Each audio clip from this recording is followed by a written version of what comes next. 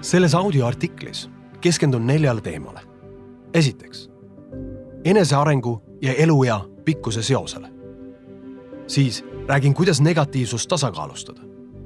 Kolmandaks, räägin 3 erinevast enesearengu dimensioonist. Ja 4, räägin, kuidas stressi ära tunda ja miks on teraapia vahel oluline. Head kuulamist!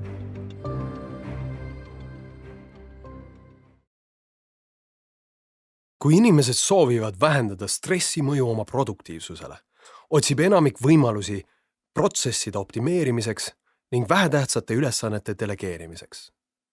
Positiivse psühholoogia vaatenurgast tagab aga produktiivsuse ja enesearengu hoopis inimese oskus mõelda keset negatiivset positiivselt. Eneseareng algab tähendusest, mille maailmale annad, mis mõjutab, kuidas maailma koged. Enesearengu teekonnal saab varem või hiljem selgeks, et hea tervis on kõige alus. Kujutle, et on soe suvine päev ja oled just sooritanud metsajooksu. Ühtlasi osaled vabatahtlikuna eksperimendis, mis päädib sellega, et pärast jooksu pakutakse sulle jahutavat jooki. Sulle öeldakse ka, et valida saab 2 joogi vahel. Esimene on šokolaadine, taimse vahukoore ja piima ning siirupiga kreemine jook. Teine aga on kerge, orgaanilistele puu- ja juurviljadele üles ehitatud mahlasegu. Nüüd küsimus on, kas sinu keha reageeriks erineva joogi peale erinevalt? Ilmselt tekitaks esimene jook alguses parema tunde, sest oleks koheselt täitev ja võib olla ka maitsvam. Kuid tunni pärast nõuaks keha uut suhkrulaksu. Teine jook ehk siis mahlasegu jätaks ilmselt kergema tunde, kuid võimalik, et sa ei oleks sama rahul selle maitsega. Kui maailma tippülikooli, Yale, uurijad jälgisid inimeste reaktsioone mõlemale joogile, siis selgus, et keha reageeribki täpselt nii, nagu võis arvata. Need, kes jõid vähem tervislikku jooki, kogesid kohest rahulolu, kuid paari tunni pärast vajasid nad uut suhkrulaksu. Samuti kogesid nad võrreldes tervisliku joogi manustajatega näljahormooni Ghrelin järsemat langust veres. Ghrelini langus kutsub ajus esile sõnumi, et kõht on täis. Miski sellest ei tohiks olla üllatus, välja arvatud see, et katse taustal oli väike aga. Jook, mida mõlemad grupid jõid, oli tegelikult üks ja sama. Ainus, mis erines, oli inimestele antud kirjeldus. See oli katses osalejate mõtlemine, mitte šokolaad ja puuviljad, mis määras nii inimeste subjektiivse enesetunde kui ka objektiivselt mõõdetavad hormonaalsed muutused.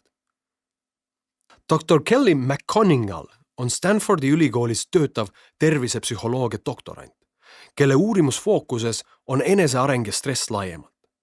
2010. aastal viis McConningal läbi uuringu, millest selgus, et väike osa ameeriklasi, kes on keset stressirohket situatsiooni võimelised säilitama positiivse maailmavaate, omasid 43% väiksemat tõenäosust enneaegseks surmaks.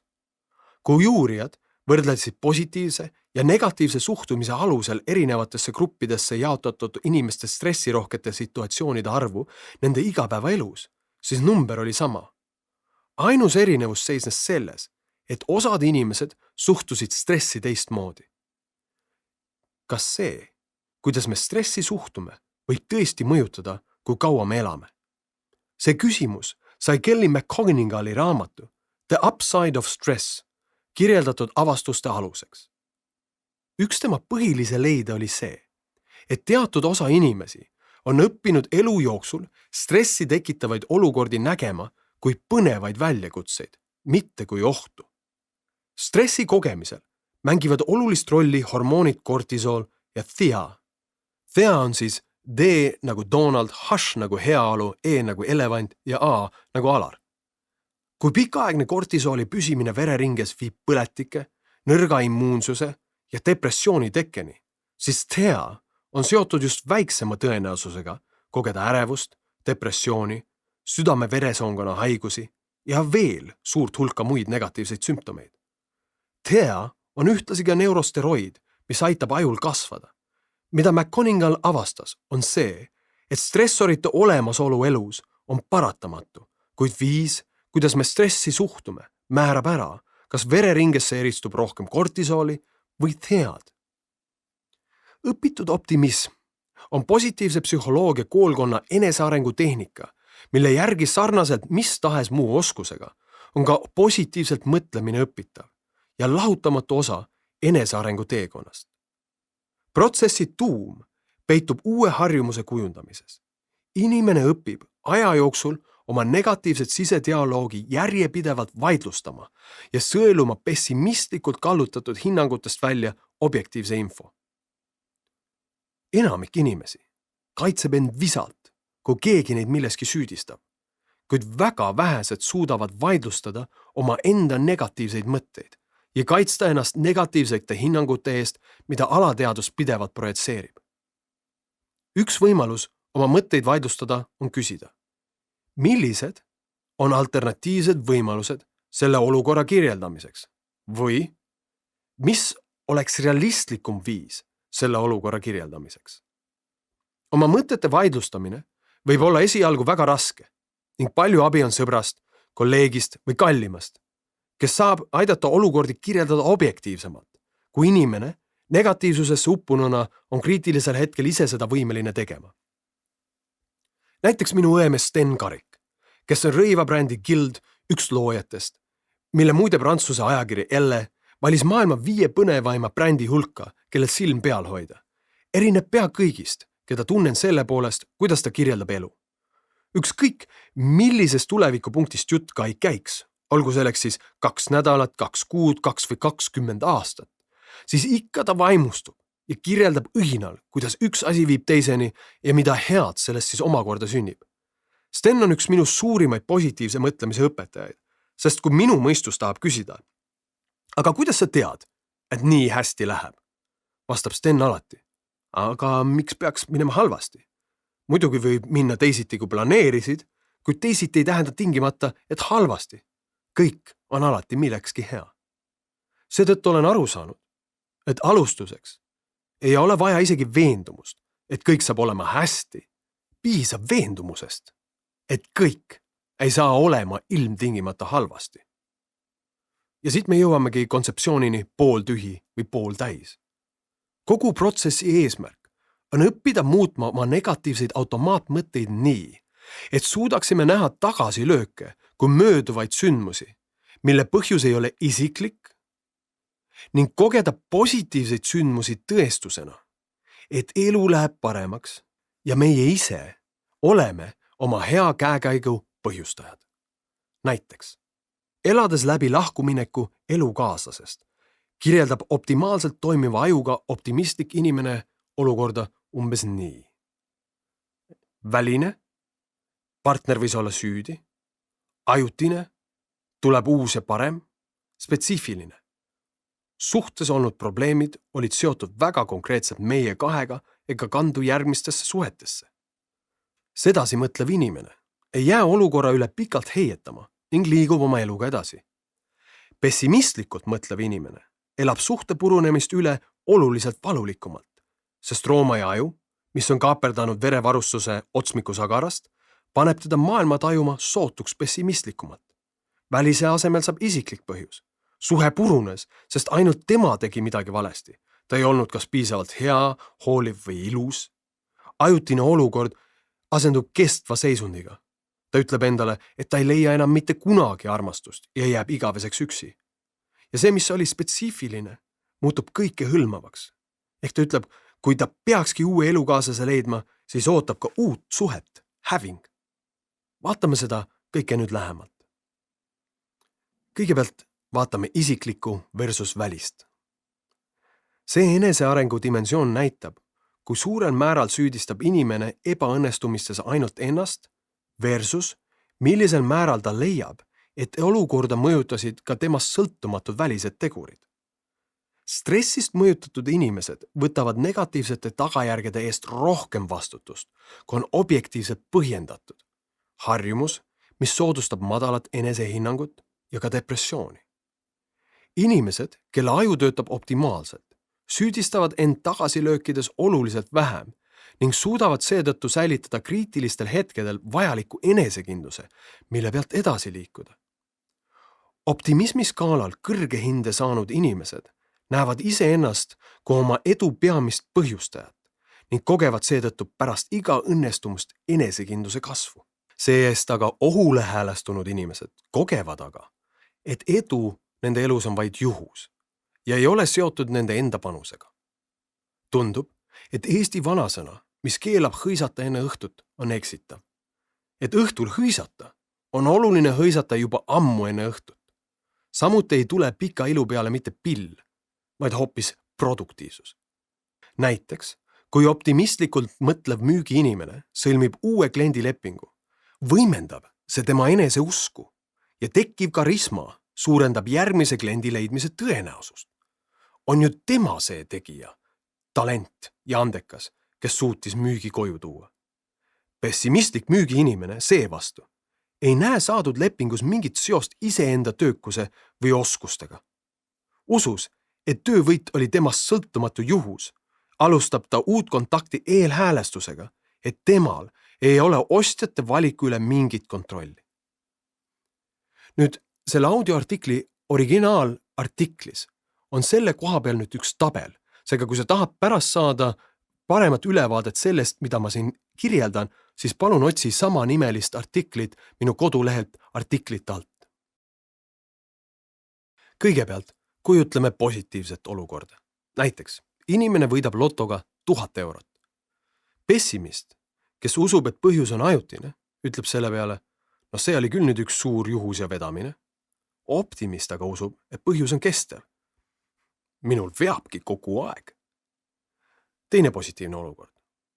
Oletame, et alluv saab ülemuselt kiita. Pessimist, kes usub, et põhjus on ajutine, mõtleb, ma pingutasin selle konkreetse projekti kallal kõvasti. Optimist aga usub, et põhjus on kestev. Kui ma midagi juba teen, siis teen seda alati väga hästi. Vaatame sama asja ka negatiivses olukorras. Ülemus ütleb, et alluva tulemused ei vasta ootustele. Nüüd aga usub pessimist, et põhjus on kestev ja kirjeldab seda endale nii. Ülemus vihkab mind ja minu reputatsioon on nüüd igaveseks rikutud. Optimist aga usub, et põhjus on ajutine. Ülemusel on täna halb tuju. Või teine olukord. Kuigi püüad kaalust alla võtta, sööd restoranis rohkem kui tohiks. Pessimist jälle usub, et põhjus on kestev. Ma ei suuda mitte kunagi kaalust alla võtta. Ja optimist usub, et põhjus on ajutine. Väljas süües tuleb toidu valikul olla lihtsalt ekstra valvas teinekord. Vaatame nüüd teist dimensiooni. Ehk siis ajutine ja kestev, lähemalt. Optimistlikud inimesed usuvad siiralt, et head asjad on kestvad. Ja kui midagi läheb hästi, siis võimendab see nende usku, et tulevik on samuti helge. Selline suhtumine annab neile vajaliku jõu, millega unistused reaalsuseks muuta.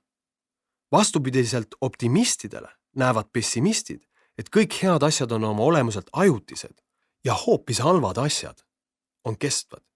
Kui midagi ebaõnnestub, siis tööstressis inimene usub, et suure tõenäosusega ebaõnnestub ka järgmine asi. Kui tooteesitlus ei läinud täna kõige paremini, siis usub ta siiralt, et nüüdsest ongi kõik tooteesitlused määratud läbikukkumisele ning see vähendab selgelt motivatsiooni isikliku edu nimel pingutada. Need, kelle mõtlemine on aga optimistlik, suudavad enda jaoks negatiivseid olukordi põhjendada nii, nagu oleks tegemist ajutiste tagasilöökidega, ega kaota seetõttu motivatsiooni tulemuste nimel pingutada. Näiteks mõtleb iseendaga rahujalal olev inimene pärast keskpärast toote presentatsiooni. Mul ei olnud sel korral lihtsalt piisavalt aega, et valmistuda. Järgmine kord varun rohkem aega ja olen parem. Ja vaatame nüüd ka kolmandat enesearengu dimensiooni, ehk siis spetsiifiline versus globaalne. Kolmas enesearengu dimensioon tähistab mõõtmeid, kui suureks inimene tagasilöögi puhub. Kas seda nähakse kui kõike hõlmavat katastroofi või jõukohast spetsiifilist sündmust, millega tuleb leppida ja toime tulla? Ma ei saavutanud seda konkreetset müügitehingut versus ma olen rumal ja andetu. Bill ei kutsunud mind oma sünnipäevale versus mitte ükski inimene ei austa mind. Kui miski ebaõnnestub, siis tõenäosus, et see kõrge optimismiga inimest heidutab, on väga väike, sest tema minakeel ei laienda olukorda ülejäänud elule. Ta ütleb, kui praegu töö juures hästi ei lähe, ei tähenda see seda, et ma olen inimesena elus ebaõnnestunud. Või see, et mees mind petab, ei tähenda, et mina olen naisena väärtusetu. Negatiivsuse lõksus inimesed eeldavad aga, et ebaõnnestumine ühel elualal tähendab automaatselt ebaõnnestumist elus tervikuna. Vaatame veel mõnda olukorda, mida taaskord on läbi tabeli kuju kodulehel olevast artiklist ilmselt kergemi ülevaatlikum hoomata. Negatiivne olukord. Kolleeg võtab au sinu mõtete eest enda peale. Pessimist üldistab. Mitte kedagi ei saa usaldada. Optimist näeb spetsiifilist põhjust. Taavi oli seekord taktitundetu. Või järgmine olukord. Palud kedagi tantsima ja inimene annab sulle korvi ning kõnnib sõpradega naerdes minema. Pessimist üldistab. Ma olen luuser. Optimist näeb spetsiifilist põhjust. Vedas mul. Sellise egoistiga ei tahagi tantsida. Vaatan veel ühte negatiivset olukorda. Mängu tulemused ei ole kõige paremad. Pessimist üldistab. Ma olen jalgpallis lootusetu. Optimist näeb spetsiifilist põhjust. Ma ei mänginud täna hästi, sest ei saanud põlvevalu tõttu korralikult trennis käia. Või veel üks. Tütar ei kuula ema nõuandeid. Pessimist üldistab. Ma olen emana täielikult läbi kukkunud. Optimist näeb spetsiifilist põhjust. Ma ei ole oma tütrega viimasel aastal piisavalt palju aega koos veetnud. Ehk taaskord, kui juhtub midagi head, usub positiivne töötaja, et asja põhjus laieneb kogu tema elule, samas kui pessimist usub, et hea tulemus on piiritletud kitsa olukorraga. Näiteks positiivne olukord.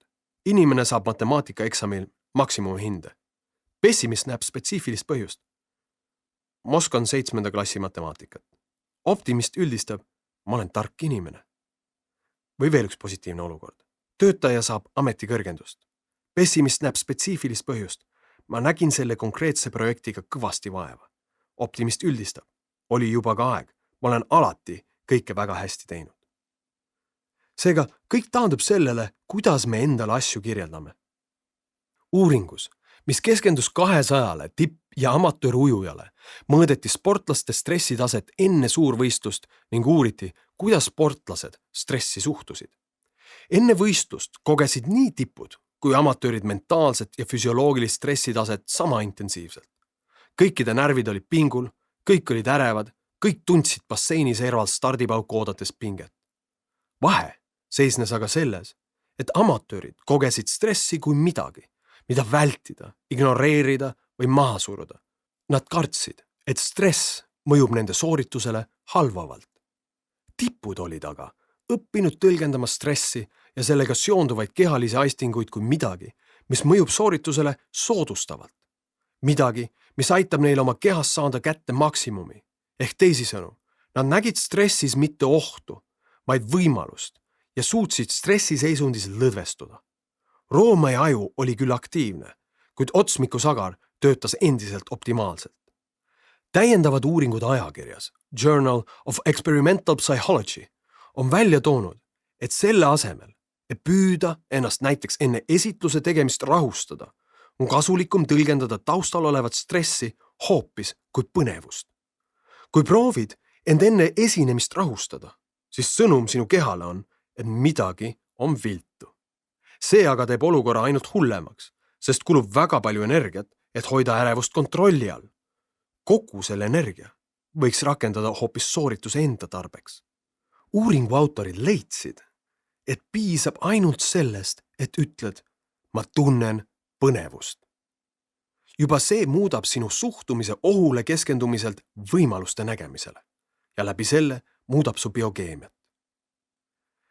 Minu isiklik eneseareng hakkas steroididel tööle masu alguses saadud telefonikõnega maaklerilt, kes teatas, et pean oma ligi 1 miljoni kroonise investeeringu Bulgaaria kinnisvaraturule korstnasse kirjutama, sest arendaja kuulutas välja pankroti.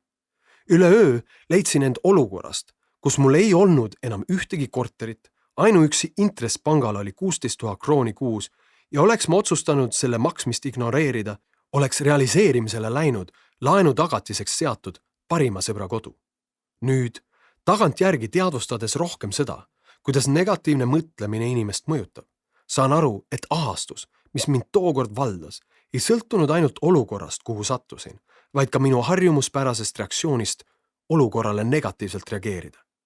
Rooma ja aju poolt kaaperdatuna sõnastasin endale olukorra nii. Kuidas ma võisin olla nii loll, et raha nii valesti paigutasin? Oleksin pidanud seda ette aimama. Ehk tegin välise sündmuse 100% isiklikuks. Kõik on läbi. Ma ei saa enam kunagi kusagile reisida, mul ei ole võimalik rentida kodu ega autot ning naine jätab mu nagunii maha. Ehk spetsiifilisest sündmusest sai globaalne asi. Ma olen sunnitud elu lõpuni töötama ainult selleks, et maksta pangalaenu. Mu elu on määratud olema igavesti vaesuses ja viletsuses. Ehk ajutisest olukorrast sai minu enda kirjelduse järgi kestev reaalsus.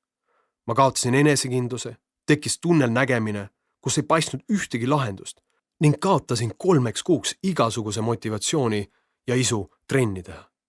Võtsin juurde 7 kilo ning istusin kodus depressioonis, nägemata ainsatki võimalust olukorra muutmiseks. Olukord hakkas muutuma alles siis, kui osalesin ühel positiivset mõtlemist õpetaval seminaril, kus õppisin ülalkirjeldatud mõtteviisi oma elu motivaatorina pisut teadlikumalt suunama. Ehk mis ma tegin?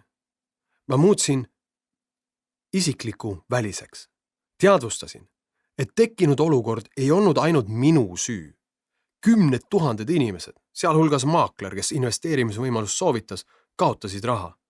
Põhjus oli ajastuses. Veel pool aastat varem oli sama objekt tootnud investoritele 80–100% tulu. Kui isegi paljud valdkonna eksperdid ei osanud halba olukorda ennustada, kuidas oleksin seda pidanud tegema mina? Ma muutsin globaalse spetsiifiliseks. Raha vähesus ei tähendanud, et elu pidi seisma jääma. Väljas söömise asemel sai süüa kodus. Riided sai osta second-hand kauplustest. Filme sai vaadata arvutist. Reise sai teha Viru Rappa. Väljapoole suunatud elu asemel sai vaadata sissepoole. Autoga sõitmise asemel sai nautida jalutamist. Trenni sai edasi teha. Suhet perega sai arendada. Kestvast sai ajutine. Tollane Delfi tegevjuht Allan Sombri ütles mulle kord, Alar, olukord on ajutine ja isegi, kui sa praegu lahendust ei näe, siis ühel hetkel on sul endal ka naljakas, kui kergesti see kõik tegelikult läks. Mõne kuu pärast olin alustanud uue ettevõttega, mis võimaldas elu, kus minu baasvajadused olid kaetud. Autot lubada ei saanud ja väljas söömist samuti, kuid söök oli laual, riided seljas, mõistus ja töövahendid äri arenguks olemas ja lähisuhe piisavalt tugev, et armastatu Viru Rappa kaasa kutsuda. Ehk lõpuks on kõik kinni mõtlemises. Kui koged hetkel elus stressi või oled silmitsi mõne muu raskusega, võlad, lahutus, tervis, on kriitiline hoida fookus sellel, mis kõige olulisem. Mõtle sellele, mida sa tahaksid oma ajaga igal võimalusel teha.